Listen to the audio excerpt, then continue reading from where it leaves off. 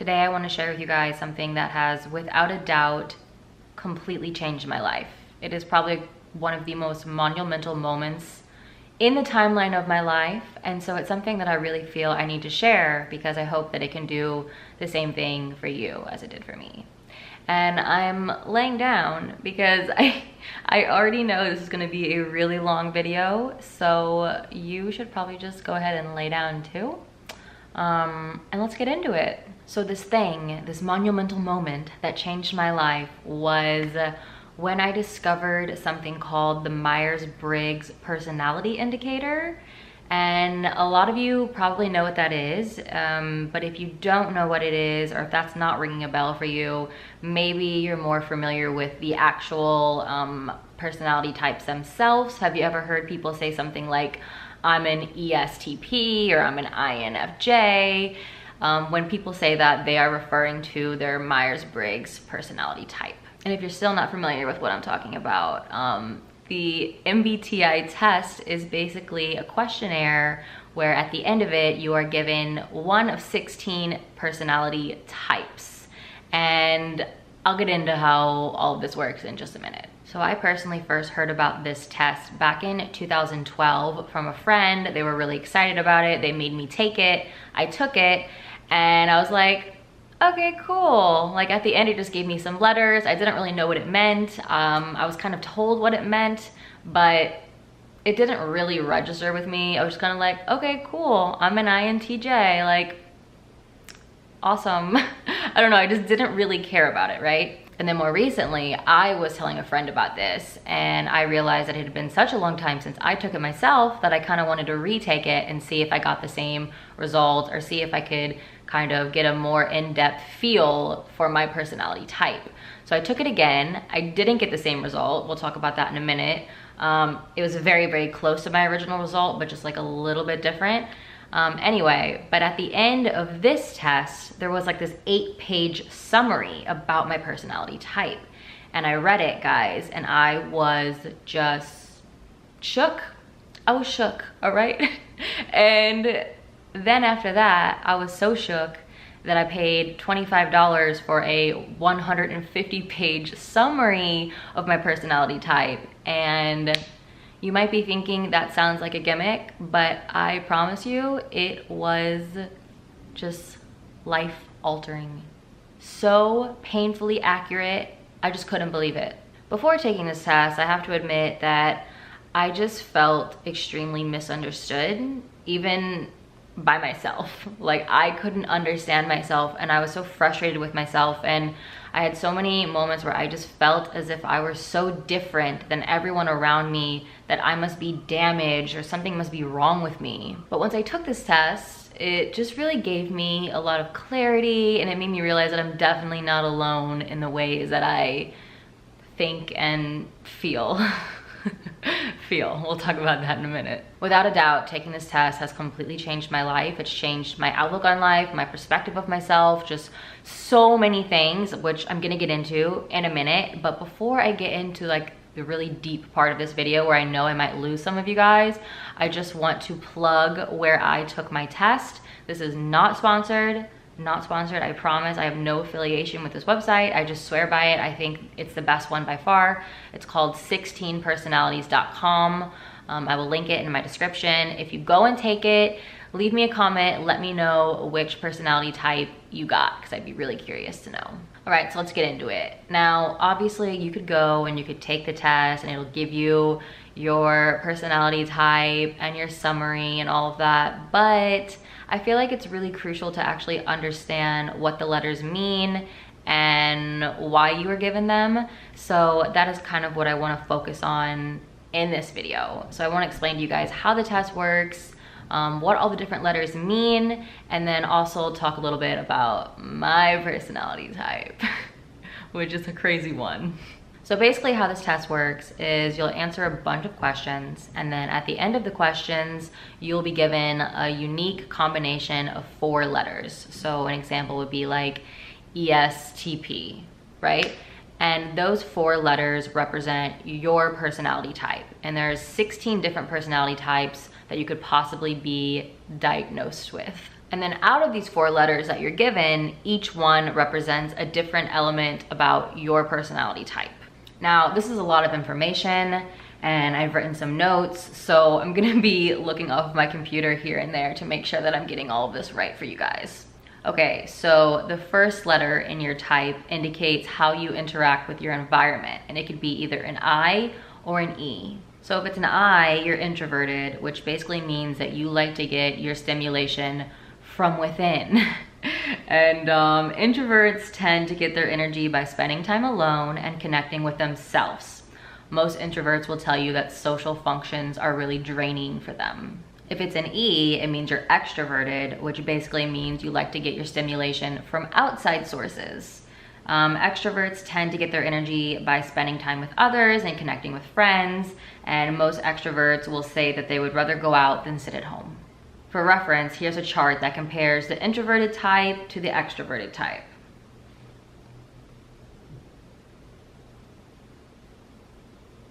Now, one thing that's really important to realize is that this is a spectrum. There's really nobody, I mean, maybe there's some people, but I doubt it, that are 100% extroverted or 100% introverted. It's a balance, you know, and whichever side you tend to have more on, the scale tips, and then that's considered your type. So you can imagine if you fall into that middle range of like 45 to 55% of something, it's kind of hard to peg your type because you are really floating in the middle. So it's important to kind of take this with a grain of salt. Unless, like me, you find yourself on really extreme ends of the spectrum, then it's pretty cut and dry. Like it just makes sense. The second letter focuses on where you direct your personal mental energy, or just what you focus on. And it could be either an N or an S. If it's an N, you're intuitive, which means that you tend to focus on what is possible versus what is real. Intuitive types tend to favor ideas and possibilities and abstract thoughts over reality. So most intuitive types are constantly exploring hypotheticals. You may often hear them start sentences with, "What if?" or "Wouldn't it be crazy if?" ... If it's an S, you're observant, which basically means you focus on what's in front of you versus what's up there in the clouds. Observant types tend to focus on the present and prefer facts over theories. Most observant types love sensory experiences such as traveling and nature. For reference, here's a chart that compares the intuitive type to the observant type. The third letter determines how you make decisions and how you cope with emotion, and it could be either a T or an F. If it's a T, it means you're a thinker, which basically means you listen to your head over your heart. Thinkers tend to prefer logic over emotion and may come off as insensitive at times. Most thinkers are very competitive and can often be labeled as a know-it-all. Now, if you're an F, you're a feeler, which basically means that you're very in tune with your emotions. Feelers tend to be compassionate, emotionally intelligent, but also quite sensitive. And most feelers have strong values and beliefs. For reference, here's a chart that compares the thinking type to the feeling type.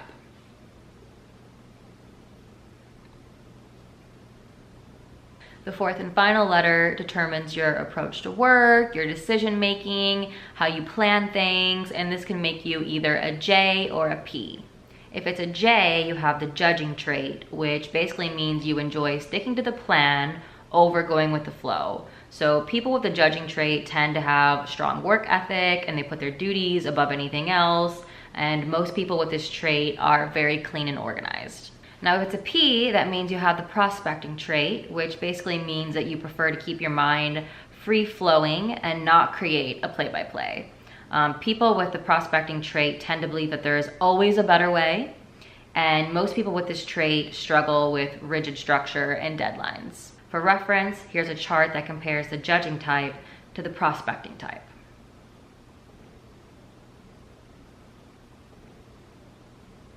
Now, if for whatever reason you guys are still here listening and haven't skipped ahead to go and take the test, you actually have an advantage, I think, because you can have the fun game of guessing your type before you take the test, if you don't already know. I feel like a lot of people already know their type, so maybe listening to this video is just kind of informative. Maybe it's just adding on to something that you already know. But if for whatever reason you haven't taken this before, I would really love for you guys to guess what you think your type is going to be before you take the test and then see if you're right. I think that's really interesting. And I wish it's something that I would have done. So speaking of my test, I want to share my results with you guys and just kind of explain a little bit, just go in depth about why I feel I tested the way I did. If you're not interested in listening to me rant about this, you can certainly skip to the end, but I'm gonna go on for a while about my type and how I feel it's just so accurate and why it's accurate. Okay, so this is my test. As you can see, all of my different letters and where I scored on the spectrum. So looking at the first one, I am 94% introverted, which is very extreme. I almost was shocked when I saw this, but then I'm like, well, no, because it makes sense. This basically explains why I'm not very concerned about making friends or social validation. I mean, I spend the majority of my time alone, and on the off chance that I do go out, it usually ends up feeling like a chore, and like the only way I can get through it is by daydreaming about what I'm gonna do once I get done. Either that or alcohol. Those are the only two things that could really get me through that, right? The rare exception to this being like when I get with a fellow intuitive thinking type and we can bounce around crazy thoughts and ideas. So this has made me realize exactly what my issue is when it comes to socializing. I realize that I only enjoy socializing when I feel mentally challenged. If I'm forced to talk about gossip or other things that I don't find to be important, I feel insanely drained because I'm literally using my energy to come up with shit to say that I don't really care about. But if I'm genuinely interested in what someone has to say, it kind of gets my internal gears going, and then I have endless ideas to share in return, and this kind of interaction actually energizes me. But unfortunately, these interactions don't happen too often, and sometimes when I'm socializing with people who aren't giving me this kind of stimulation, as some kind of like last ditch effort to feel alive, I'll try to make it happen. Usually by prodding and then giving some sort of unsolicited life advice, which I realized is not good. But then here's the thing, because I never want to go out, less introverted people think something is wrong with me. They compare me to themselves and think that I must be miserable being alone all the time, that it's not healthy, and they can't understand why I don't want to get out of the house. But I'm my happiest when I'm at home. I love reading, working on projects, or indulging in some thought-provoking program, and honestly the occasional mind-numbing program. But I don't know, I mean, this is good and bad. There is a downside to this. Since I don't really rely on others for stimulation, that means I suck when it comes to maintaining friendships. And as fucked up as this sounds, guys, I don't feel the need, like I don't feel like I need friends, so I don't put in the effort to secure my place within a social hierarchy. 95% of the time, I would say I have no interest in making people like me. But this is something I'm working on because, I mean, honestly, I do see the value in building friendships, even if it's not necessarily with the people who stimulate me the most. All right, so on to the next one, 84% intuitive. I am without a doubt a head in the clouds type person. I can get so wrapped up in my own thoughts and ideas that I will pace for hours just formulating it all, and before I know it, my whole day is gone. I love exploring hypothetical situations, I love philosophy, I love questioning the status quo, but these qualities can also be negative because they tend to make me neglect reality, and also I really suck at time management. And I'm not a very observant person, and I don't tend to care much for experiences. I think I may literally be one of the only people in the world that doesn't really enjoy traveling all that much. And for my third trait, I am 89% thinking. This is the one trait that I think gets me in the most trouble because I am painfully logical. And when I say that, I don't mean that I'm absolutely logical, as in I know that my way is right, but I'm logical in accordance to my own personal logic. But I say this trait gets me in trouble because my logic leads me to be way too forward with people. I'm often so blunt that I hurt people's feelings without even realizing I've done it.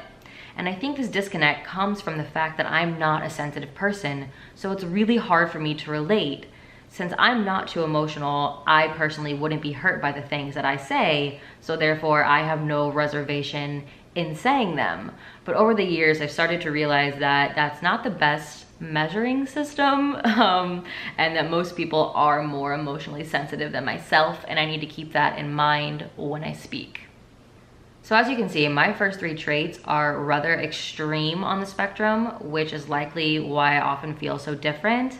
I have what people would call a strong personality, and the fact that it's strong in the direction of introversion, intuitiveness, and thinking, more or less, I mean, to be honest, I think it kind of makes me a know-it-all bitch.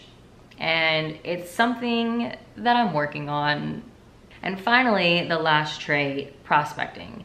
So you can see that I'm right on the line with this one, which means I could be an INTP or I could be an INTJ. And when I originally tested, I actually tested as an INTJ. And I've always considered myself to be like a type A person because of my perfectionist tendencies, and I have extreme organization. So I originally assumed that I had the judging trait. But when I took the test slowly and more honestly, I realized that I'm actually an INTP. Because although my external life is very organized, my internal life is not. I like to make lists and schedules, but I can't ever stick to them because I wander off. I love to conceptualize, but I struggle to execute because I'm already evolving towards my next idea.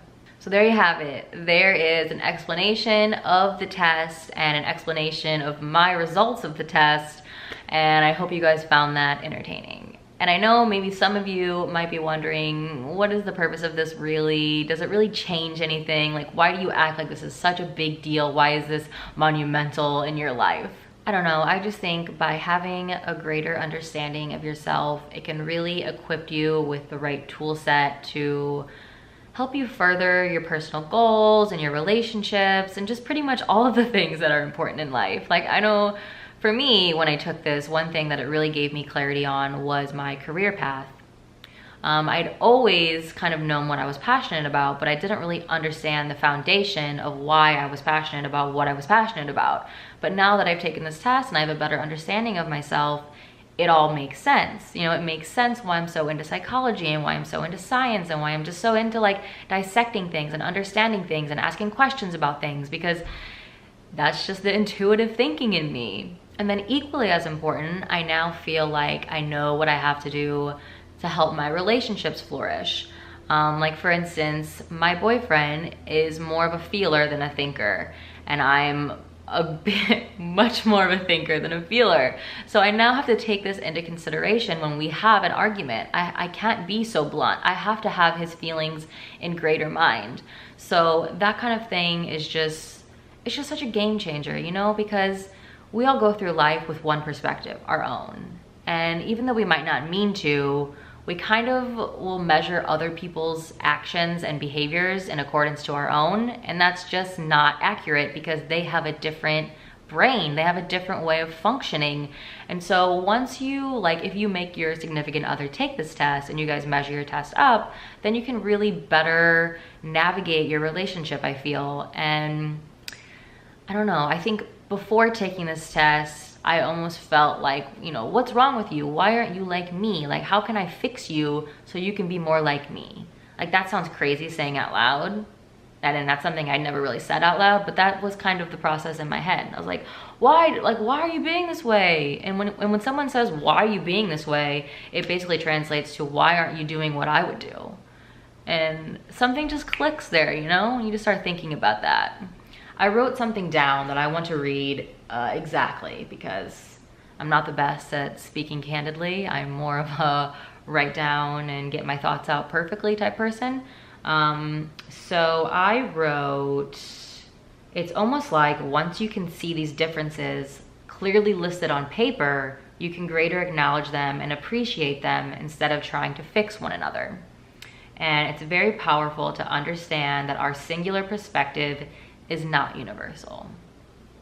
There you go. There's my life tip for the day. Anyway, I realized this was a really deep video. I hope you guys enjoyed it. I hope you got something out of it, because this test really has helped me understand myself on such an insane level, and I just feel like it's made my life easier. And I know some people like to discredit this. They like to say the people who made it weren't real psychologists and all of this, but like, you just can't argue the fact that this test has helped so many people, and so many people feel that it's really accurate, and so therefore it's important. Anyway, like I said earlier, if you go and you take the test, be sure to let me know which personality type you were diagnosed with and leave it in the comments. But yeah, I'm gonna go. I will see you really soon. Thank you for watching.